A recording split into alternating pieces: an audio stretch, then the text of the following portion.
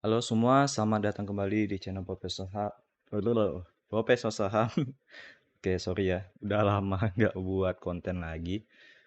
Oke, seperti biasa kita akan melakukan screening malam bersama Profesor tentunya. Dan sebelum kita melanjutkan menganalisa IHSG, kita akan disclaimer on bahwa ini bukan ajakan beli maupun ajakan jual. Jadi tolong di riset lebih lanjut saham-saham apa saja yang bakal keluar nantinya. Oke.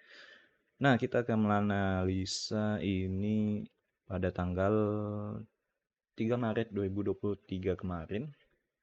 Pergerakan IHSG itu pada candle satu harinya ya. Ini candle daily candle. Itu mengalami penurunan sebesar minus 0,64% atau berada di level 6.813 ya untuk closingannya dan openingnya 6.871. Nah, sebenarnya kalau untuk IHSG ini masih sideways ya, maupun dalam jangka pendek maupun jangka panjang gitu, jangka panjang. Dan jangka April 2022 ini sudah sideways sebenarnya gitu. Bahkan di Januari 2022 hampir setahun ini udah sideways gitu ya. Yaitu sideways-nya itu dari mana? Dari level 7 ribuan ya. Kalau kita ingin mau kuat resistannya itu 7 ribuan ini resisten yang cukup kuat.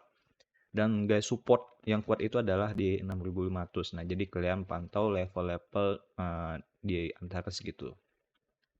Dan saya pernah katakan bahwa di level 6.500 bahkan di level sekarang itu banyak saham-saham sebenarnya yang udah under value ya kalau kita hitung secara nilai buku atau price book. Nah, itu udah banyak yang under value maupun kalau kita lihat kinerjanya itu cemerlang bahkan belum diapresiasi pasar. Nah, kalau bagi yang mau investing juga bisa menyicil ya. Kalian bisa cari saham-saham yang ROI-nya dan kalian pahami bisnisnya dan kalian gunakan rasio yang sesuai dengan perusahaan tersebut. Nah, itu untuk yang investing, sedangkan untuk trading kita bisa cari saham-saham yang bakal mulai naik gitu ya. Karena sebentar lagi juga bakal musim dividen di pertengahan tahun dan di akhir tahun ya. Oke, nah itu untuk kita dan kemungkinan dividen-dividen tahun ini cukup gede ya. Apalagi dari sektor sektor energi ya seperti batu bara dan lain sebagainya gitu. Sektor komoditas ya. Oke, nah itu mungkin gambaran secara makroekonominya ya atau secara makronya untuk IHSG gitu. Jadi banyak saham-saham yang murah sudah ya kalau kita lihat. Oke, nah ini sudah kita bahas secara makro. Sekarang kita bakal breakdown. Kita akan men-screening ya menggunakan aplikasi MI Broker itu. Nah, ini sebenarnya saya tadi udah ngetek video berkali-kali ya karena udah lama nggak ngetek. Jadi saya banyak ulang-ulang kembali karena agak kagok juga ya. Oke, nah ini sebenarnya ada saham Mora ya. Saham Mora ini terjadi ARB di tanggal 4 ya. 4 Januari 2023 ini terjadi ARB. Nah, ini saya sempat lihat beritanya gitu. Mora ini karena kemarin Mora ini cukup baik gitu. Cuman saya masukkan ke list dan tiba-tiba saya lihat pada tanggal 4 itu ya. Itu terjadi ARB-nya berkali-kali gitu. Setelah saya cek itu ternyata di rootnya melakukan korupsi ya. Mora Berita. Nah ini ya. Nah, di rootnya terlibat kasus korupsi gitu. Cuman walaupun di rootnya korupsi, saya kemarin tuh nggak baca lebih lanjut, cuman baca judulnya cuman ya di aplikasi sekuritas gitu. Jadi nggak ngecek dia korupsinya di PT-nya atau gimana, saya nggak tahu gitu. Cuman kalau melihat beritanya ini saya belum baca, bikin cari beritanya ya. Karena Mora ini juga salah satu saham yang baru IPO gitu. Mhm. Kemungkinan ada kasus dengan menteri ini ya, pengadaan ini ya. Mora ini kan Telkom, bukan Telkom maksudnya ya dalam BTS gitu. Dan kemarin itu nih korupsi BTS untuk 4G kemarin itu Menteri Kominfo kalau nggak salah terlibat juga dalam kasus BTS ini. Mungkin Mora ini yang termasuk gitu ya di dalamnya gitu. Menganggap Capex. Nah, cuman beritanya ini udah kayaknya udah ini ya tenggelam gitu. Wah, berita di korupsi. Nah, tapi kalau untuk secara laporan keuangan juga kita nggak tahu bagaimana kondisinya, karena di sini saya hanya melihat chartnya aja. Mungkin bagi yang tertarik bisa riset lebih dalam tentang ini, apakah dia korupsinya tentang apa gitu. Nah, ini deh, BTS Kominfo kan, kemungkinan ini sih di Kominfo. Seharusnya ini merugikan negara ya kemungkinan gitu, bukan merugikan perusahaannya gitu. Namun akan ada terdampak juga mungkin untuk emitennya gitu. Oke, nah itu untuk sekilas saja untuk Mora. Kalau secara chat ini lumayan menarik, apalagi di 462 itu ada signal buy ya, signal buy dan kemungkinan ini hanya sentimen sementara ya, karena kasus korupsi tersebut mungkin ada sebagian shareholder atau yang memegang secara besar itu memutuskan untuk sell gitu di tanggal 4 ini setelah mengetahui berita itu gitu. Atau retail panik, nah itu bisa menjadi salah satu. Dan di sini dia di level bukan di level yang 430 ini sebagai support terkuatnya gitu ya. Oke, nah untuk Mora itu dulu gambarannya, kita lanjut ke yang lain. Cuman kalau secara chart lumayan oke sih Mora ya. Oke, Leeds. Nah ini udah tahu tinggi. Oke, nah ini KGGI ini juga lumayan oke. Resort Alam Indonesia. Udah muncul signal buy-nya itu semalam ya 424. Ini kalian bisa cut loss-nya di level 352 ya. Nah, dan ini kenapa menarik karena dekat dengan support-nya ya, masih terhitung dekat. Nah, kalian bisa sell di bawah ini ya. Atau cut loss di bawah ini. Nah, itu juga oke. Walaupun di sini dia belum menembus E65 atau di level 441 ya.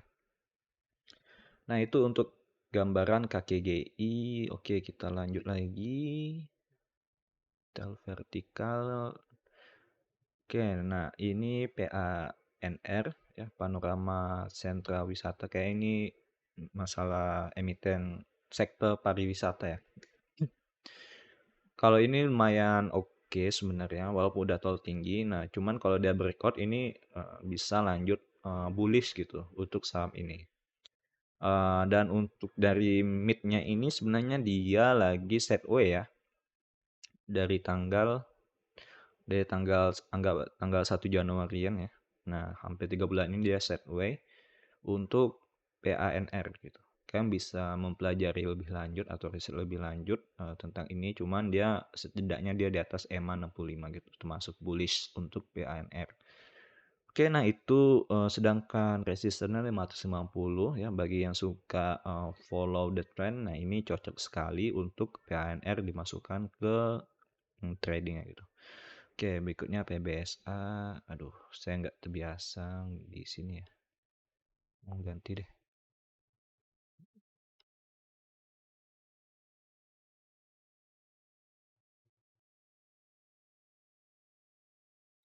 Nah, oke, kita lanjut. PBSA ini, nah ini kayaknya harus dilihat lebih lanjut ya. Walaupun sebenarnya kalau dari 3 bulanan ini menarik. Sorry 6 bulanan. Karena ini chartnya nggak full ya.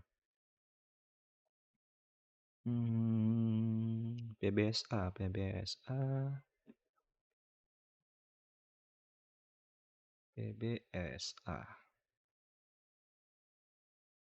Oke, PBSA good, sangat-sangat good.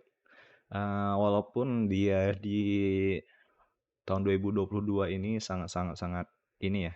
Cuman kalau kita lihat dari tanggal Oktober 2022 bahkan kalau kita tarik dari Agustus ini udah seperti likuiditasnya ini nggak separah yang dulu ya. Kalau dulu ini sangat parah sekali likuiditasnya ya. Namun di tanggal Juli ini ya, kalau kita lihat volumenya ini sudah mulai ada yang masuk sepertinya ya. Dan juga secara chartnya ini tidak likuiditasnya itu lebih bagus ketimbang sebelum-sebelumnya. Nah, ini kalian bisa cek pada bulan Juli ini, sentimen-sentimen apa saja ya kalau kalian mau riset lebih lanjut, nah ini bagus sekali untuk BBSA, kalau kalian investing juga bagus. Kalian bisa lihat, call action-nya gimana ya, atau ada perubahan mungkin turnover ya, kalau kita lihat. Nah ini PBSA mungkin kalian bisa cek gitu lebih lanjut untuk risetnya. Untuk sekarang bagus, sangat bagus untuk PBSA, dan ini Sideway ini kemungkinan ada akumulasi atau dari pihak-pihak tertentu ya untuk PBSA gitu.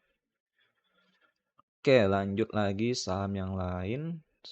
Eh, Tadi PBSA, Akra ini juga oke. Kalau kita lihat ini seperti double bottom ya untuk Akra.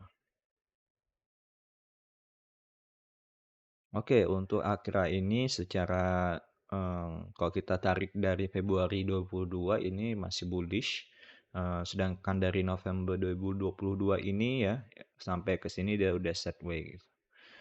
Cuman kalau kalian mau lihat, nah ini kita bakal buat supportnya di sini. Di 1200-an ini bisa menjadi support untuk, aduh sorry. Kita delete. Nah ini. Saya lebih suka yang ini ya. Nah, ini sebagai support dan ini sebagai resisten, ini cukup kuat di level segini. Kalau breakout yang bagus, apalagi kita lihat Q4 ya, apalagi kalau udah lihat hasilnya mungkin bakal lebih bagus. Nah ini kemungkinan bakal breakout gitu untuk Akra ya. Kalau Q4 2022 itunya bagus. Ya kemungkinan bakal breakout untuk Akra ini gitu. Oke, untuk Akra lumayan oke. Ditambah kalian baca lab Q-nya itu lebih oke lagi.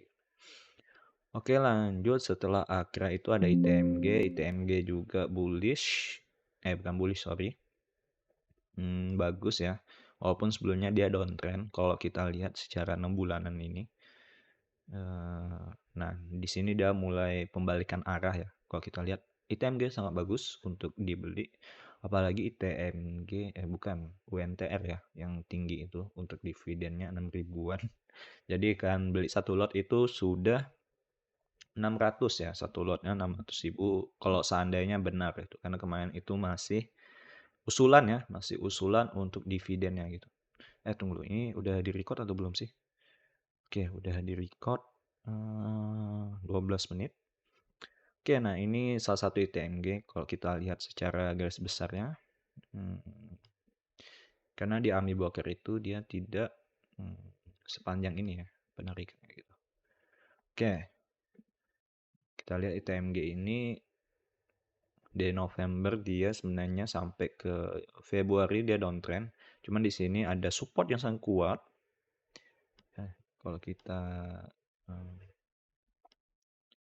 sorry, Fibonacci nih.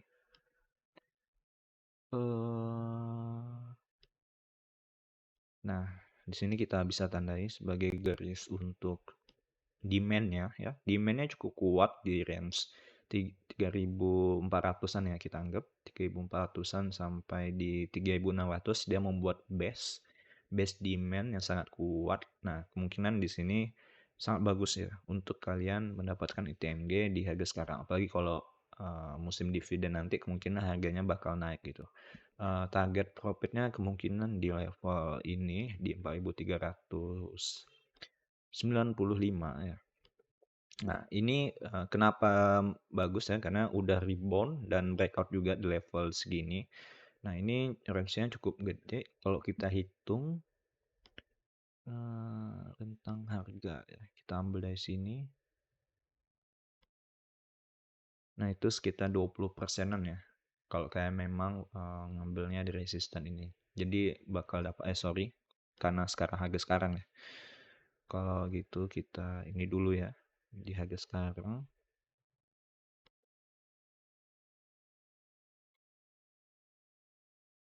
Oke, sekitar 15%-an ya dari sini kalau kalian ngambil gitu. Oke, ITMG cukup bagus. Kalian bisa masukkan ke list. Oke, setelah ITMG apalagi? Ya kembali lagi ke sini.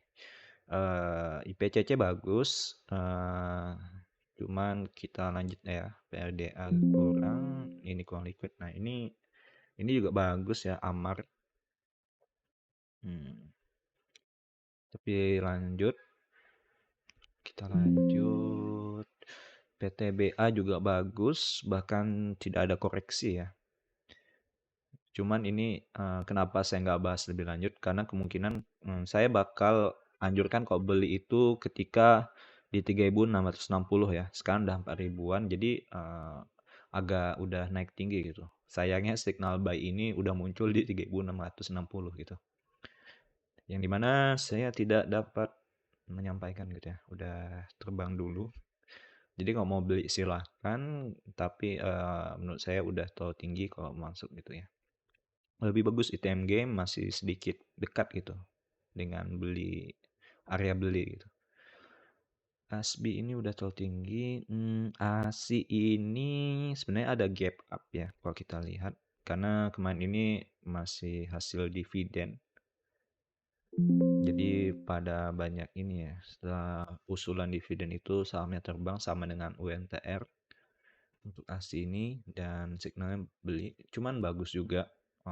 Gap up itu nggak selamanya jelek karena gap up itu bertanda bahwa demand untuk membelinya itu terlalu tinggi gitu sehingga terjadi gap ketika opening gitu ya. Sebenarnya ini tanda bahwa sesuatu yang bagus telah terjadi untuk gap up. Sedangkan gap down itu sesuatu yang buruk yang telah terjadi gitu. Seperti kalau kita bahas di awal tadi, Mora itu kan gap down gitu. Walaupun kemungkinan tertutupnya itu cukup tinggi karena itu hanya sentimen negatif yang tidak berpengaruh ke perusahaan. Nah, jadi kalian harus pahami, terkadang ada sentimen itu yang sebenarnya nggak terlalu berpengaruh gitu. Seperti ICBP waktu perang itu walaupun harga harga naik ya, bahan pokok untuk Indomie naik, cuman maksudnya nggak lama gitu ya. Kenaikan bahan pokoknya itu nggak terlalu lama gitu, nggak terlalu signifikan terhadap kinerjanya gitu. Nah, jadi kan harus memahami sentimen-sentimen yang berdampaknya itu cukup gede gitu untuk emiten. Kayak cukai itu kan dampaknya sangat gede ya untuk emiten rokok. Nah, itu sentimennya itu sangat serius gitu. Kadang ada sentimen yang sangat serius, ada juga yang enggak gitu. Oke, nah termasuk ASI ini sentimen bagus ya kemarin ya. Oke. Cuman sentimen ya mempengaruhi juga mempengaruhi harga gitu. Walaupun terkadang hanya membuat noise untuk sesaat. Oke, nah itu untuk ASI juga oke. Nah, makanya saya banyak bilang untuk sekarang ini waktu yang tepat ya. Kalau mau sedikit case-nya itu dikecilkan gitu. Selain kita sepi juga ya, transaksi bursa cukup sepi. Nah, dan ini saatnya kita menarik gitu. Karena orang nggak terlalu banyak ini ya, ketika bursanya udah kembali rame lagi, nah itu kita sudah dapat di harga di bawah gitu. Oke, dan nah ini juga Doit cukup bagus ya. Doit cukup bagus, Delta Dunia Makmur. Nah, ini posisi belinya bagus dan kemungkinan ini kalau dari sini kelihatannya ini double bottom ya. Cuman kalau dari secara garis besarnya Doit. Nah, ini sangat-sangat bagus. Bahkan saya pernah bikin ini supportnya memang mantul di supportnya. Nah, ini cakep sih untuk Doit. Saya pengambil supportnya dekat-dekat sini ya. Dari support sebelumnya. Nah, ini Doit cukup bagus dan cukup dekat ya pembeliannya dari supportnya gitu. Jadi kalian kalau cut loss itu cukup murah gitu ya. Nah, dan terbangnya nggak terlalu tinggi. Nah, ini kalau seandainya benar-benar anggaplah kita ngambil take profitnya di level segini ya. Nah, ini kita ambil di harga sekarang itu di kisaran segini. Nah, ini sekitar 28 persenan ya, cukup bagus. Apalagi kalau kalian ngambil resisten di sini, nah itu cukup tinggi ya untuk harganya. Cuman butuh waktu sih. Karena kalau kita lihat penurunannya ini juga butuh waktu ya. Walaupun di sini dia langsung, nah di sini ada gap up nih. Kalau yang penyari gap up, sorry, Gap down Hunter di Mei 2022 ini dia ada gap down gitu yang belum tertutup ya. Nah, ini kan bisa incar itu ya. Anggaplah di sini ini udah 81% kenaikannya gitu ya. Tapi butuh waktu ya. Ingat walaupun ini trading yang mendapatkan capital gain, kita butuh waktu ya. Dan ini aja dari Juni 2022 sampai sekarang ini melakukan penurunan gitu. Sampai Januari 2023 hampir 6 bulanan ya menunggu penurunannya gitu. Nah, untuk kenaikannya mungkin juga bisa lebih cepat atau lebih lebih cepat sedikit ya, tergantung pasarnya ya. Tapi untuk posisi belinya ini udah cukup bagus untuk Doit. Kemudian ada Crab. Oke. Cap, oke. Saya akan bahas lebih lanjut itu yang menarik aja ya. SOS. Kalian bisa cek lagi ya yang ada sini. Nah, ini UNTR yang saya bilang tadi, UT, United Tractor. Ini juga oke, cuman naiknya ini cukup signifikan ya. Sedangkan valuasi dividen yield, kalau kita melihat valuasi secara dividennya itu, kalau nggak salah 28 ya. Saya nggak ngitung sih gitu. Saya nggak ngitung, cuman kalau nggak salah 28%. Ada yang riset gitu, ada yang ngitung gitu. Dividennya. Kalau seandainya yang hasil usulan kemarin itu diterima gitu. Oke, sekarang sudah di bagian cover ya. Di bagian cover ini sebenarnya menarik. Cuman ya ini ya, masih dekat supportnya. Jadi kalian bakal menunggu lebih lama gitu ya. Kayak Clio ini sebenarnya menarik ya. Cuman agak agak lebih bersabar lagi ya ketimbang kalau yang di buy tadi. Buy tadi dia istilahnya itu bunganya itu udah mulai mekar sedikit gitu. Kalau ini dia masih kuncup gitu ya. Masih belum mekar sedikit pun. Jadi kalau di cover ini bahkan ada juga ya, tunggu kita cari. Nah, seperti ini ya, atau bisa juga seperti ini. Cover itu terjadi penurunan atau koreksi yang normal gitu dari kenaikan sebelumnya gitu. Cuman kalau dilihat belum ada yang menarik ya di bagian cover. Nah, ini belum ada gitu. Atau dia dari penurunan juga biasanya terbentuk cover gitu. ITMG ini lumayan oke ya, seperti yang saya bilang tadi. Sampai sekarang juga masih bagus gitu. Oke, nah mungkin itu SMM untuk kali ini. Dah episode berapa ya?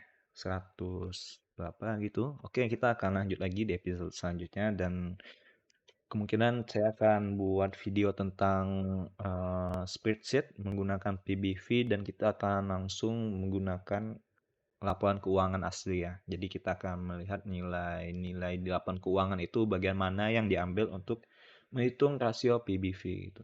Ya, price book ratio. Oke, itu saja SMM kali ini. Semoga sehat selalu semuanya. Bye bye. Sampai jumpa di minggu selanjutnya. Bye bye.